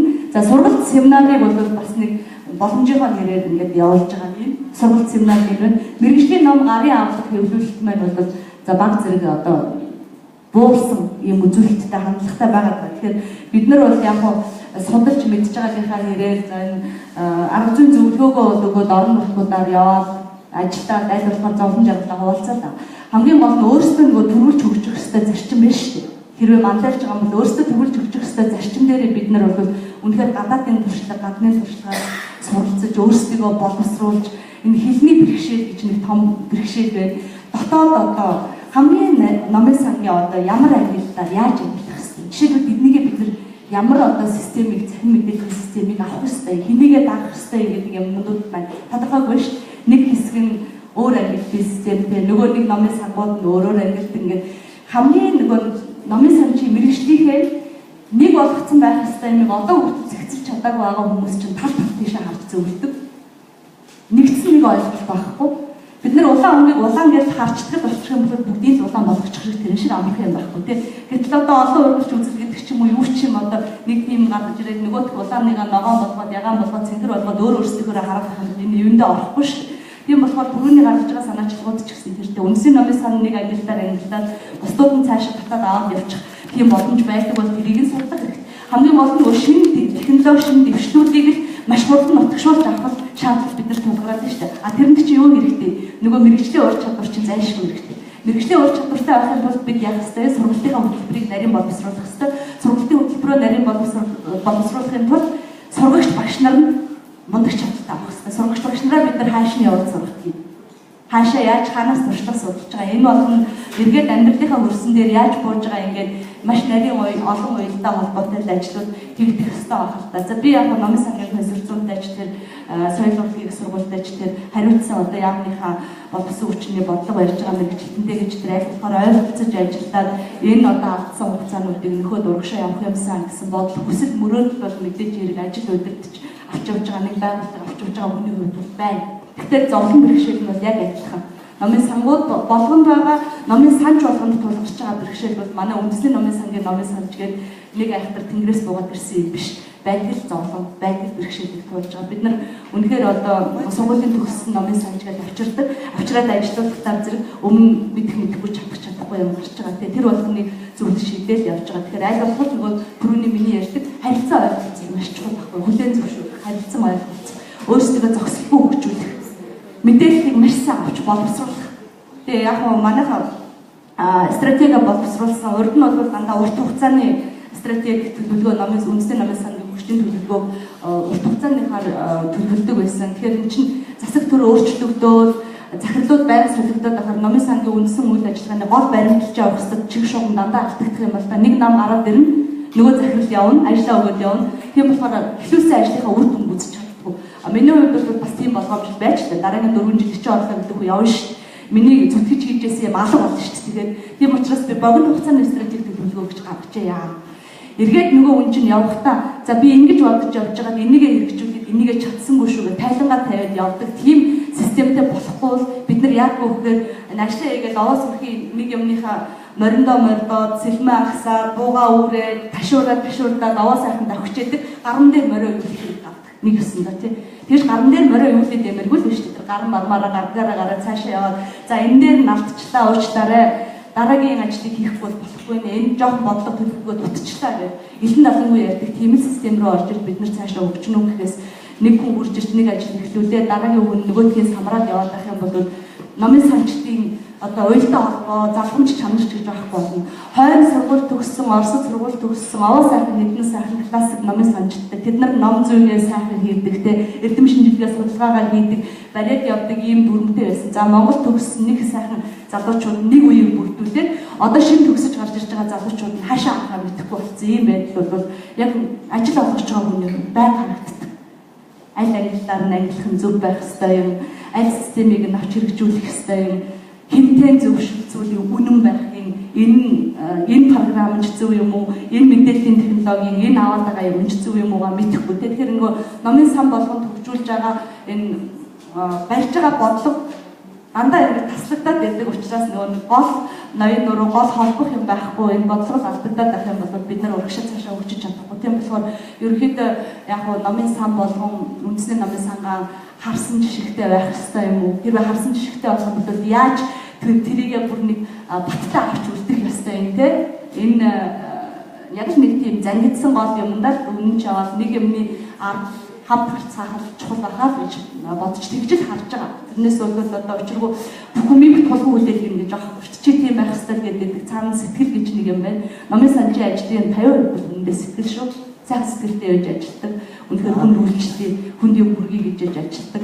Их мундаг мэдлэгтэй чадaltaй өнгөрч ирлээгээд урд нь хийсэн бүх ажлуудыг баталж хаяад дахиад өгдөг нэг юм байх юм бол бас уялдаа холбоо тасрах тийм л аюултай байдаг учраас хаанаа боддог. Номын сан чи ажил бол мэрэгчл мэдлэг том боловсралтайгаас гадна бас хэн бүхэнд одоо бүр үнэлцчээдэг жинхэнэ сайхан сэтгэлтэй мэдээлэл түгээгч байх ёстой. Тэрнээс болоод хүн болгон очоод тэрийг барьж аваад хийчдэг ажил биш юмаа гэдгийг л хаана өөрөөсөө зарлан тунхаглаж оршиж явах ёстой. Номын санд ороод гарсан хүн тийм л агарыг аваад гарах юм бол тэгээд ажил цаашаа явах.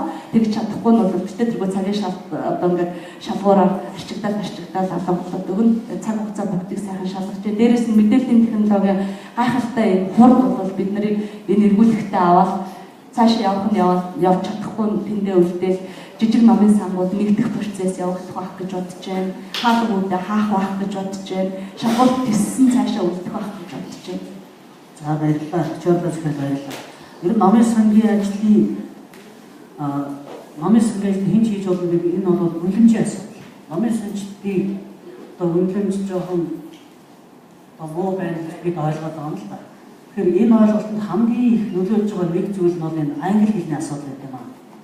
Бид бол англи хэл их таарав.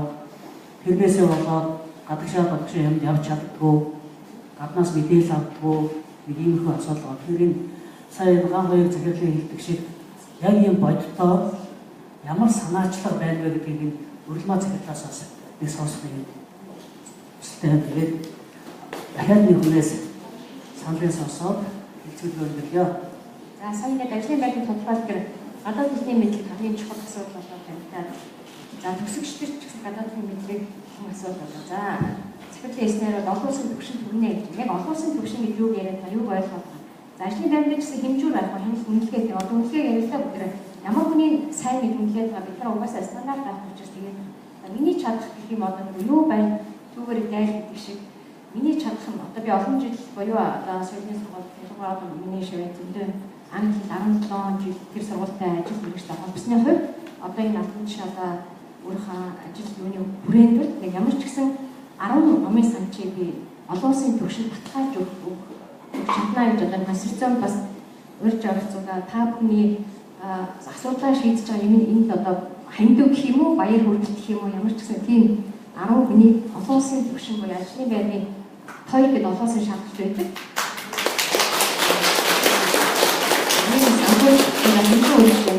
За энэ олон улсын шалгалтын дэлхийн 150 орнд тухайн шалгалт ямар ч ажил хийж байгаа хүн энэ ажлын байран дээр заавал өндөр оноо авах шаардлагагүй. Ерөөсөө жишээлбэл номын санч хүнийг ийм стандарт буюу ийм бенчмарк ийм оноотой байх болдог. За хууч хүн арай өөр болоод гэх мэтээр ингээд за энэ хууль гэдэг шалгалт өөрөө Монгол дэлхийн 150 орнд юунд стандарт болгоод ажлын байранд 40 гаруй жил болж байгаа. Манай Монгол улсад 11 оноос эхэлсэн энэ төсөл ингэж яваад за би одоо энэ төслийн харилцаанд явж байгаа. Тийм учраас өөрөөр хэлбэл манай номын санчдыг муу гэдэг нь үнэхээр тэр муу биш гэдэг та бүхнийг харуулаасаа гэж хүсэж байна. Магадгүй энэ дээрс өнөөдөр 10 гэж дараа хэдэн хүн байх вэ? За тэр 10-ын хамгийн гол нь өнөөдөр өөрийнхөө мэдлэгийг баталгаажуулаад тэгээд цаашдаа өөрийн төлөвлөгөө гарч ирж шүү дээ. За өнөөдөр би нэг ийм чадаад байгаа юм байна. За тэгвэл 2 жилийн дараа би хилээ сайжруулсан юм бол ингээд дахиад аяндаа бидний асуудал шийдэх гэдэг нь хяналт үнэлгээ нэг ажлын байран дээр хологдоод байна. Одоо гойшлогдоод байна гэдэг юм аяндаа баталгаач чинь өөрөөр хэлбэл та намайг амт мэдээ мөн хүнс байх яг би noloсын стандарт шалгалтаар ажлын байр дээр ийм юм тэмцсэн гэдэг чиний тэр ансан оноогоор 2 жил баталгаажуулчихдаг ийм батламж байгаа баталгаажуулсан байгаа энийг та бүхэнд бас бэлэг байна. Тэгээд одоо 11 хүнийн бас мөнгөндөө барьж шүү. Тийм учраас тэр 10 хүний сонголтыг бол концерцон өөрөө шийдэх хэрэгтэй. За их том их өглөө баярлалаа. Батарсан зөвхөн санагдсан. За би нэг саяны хэлцүүлгийн энэ слайдуудыг хараад бас хэдэн зүйлийг бас ихнээр санагдлаа. Тэгээд бид нар сая энэ ур чадвар гэж